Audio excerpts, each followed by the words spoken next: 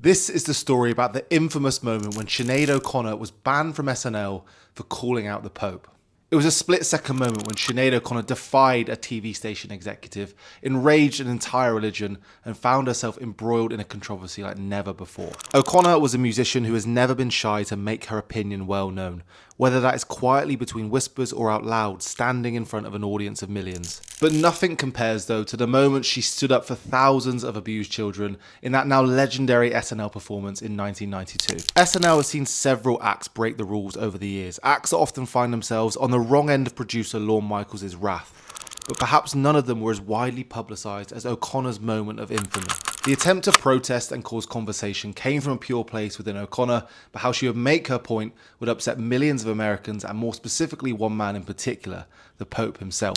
Taking to the famous Studio H stage, the camera panned to O'Connor, who, staring directly down the barrel, delivered an a cappella rendition of Bob Marley's song War.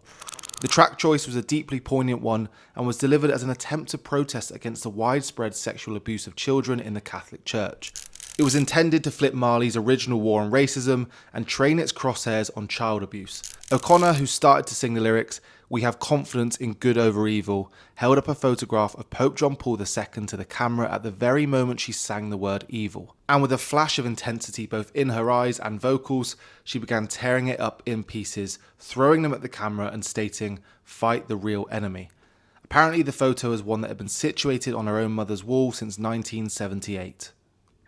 SNL had no idea what O'Connor was planning. In fact, during rehearsals, she was holding up a picture of a refugee child in place of the picture of the Pope. Knowing the show's strict rules and unwillingness to upset sponsors, O'Connor clearly knew that she would not have got the stunt past the producers if she had been truthful in rehearsals. Following the sudden switch, NBC Vice President of Late Night Rick Ludwin stated that after seeing the religious protest from the singer, he literally jumped out of his chair and the crew scrambled while the production team contemplated cutting the feed. O'Connor has often discussed the reason why she pulled the stunt in the years that followed.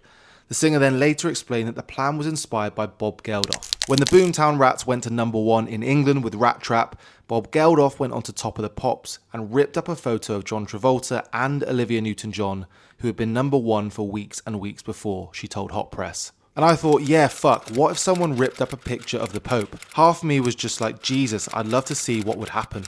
It's not the man, obviously, it's the office and the symbol of the organisation that he represents, she later said in an interview with Time. In Ireland, we see our people are manifesting the highest incidence in Europe of child abuse.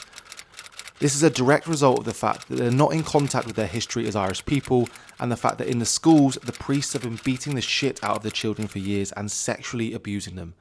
This is the example that's been set for the people of Ireland. They have been controlled by the church, the very people who authorised what was done to them, who gave permission for what was done to them.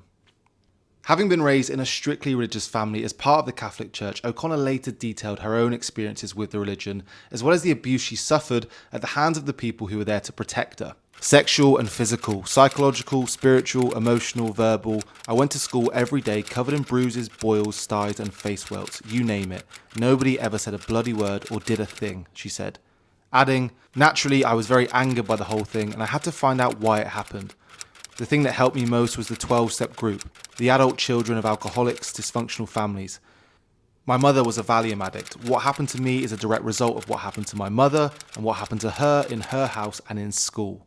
O'Connor's brave move on SNL would be equally chastised and celebrated by millions across the world watching. While many devout Catholics obviously criticised the move by O'Connor, many high-profile artists like Chris Christopherson and Bob Dylan will come out in support of her and pay tribute to her bravery. Trying to get her message across through relevant channels, O'Connor also started sending out a letter to major news organisations explaining, "The only reason I ever opened my mouth to sing was so that I could tell my story and have it heard," she wrote. "My story is the story of countless millions of children whose families and nations were torn apart in the name of Jesus Christ."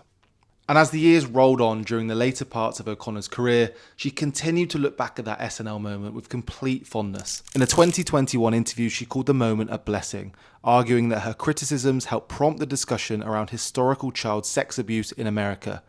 10 years after the Pope ripping episode, you all then found out in America that this was going on, she said. If you want more of the best stories from the world of pop culture, don't forget to like and subscribe to Far Out Magazine.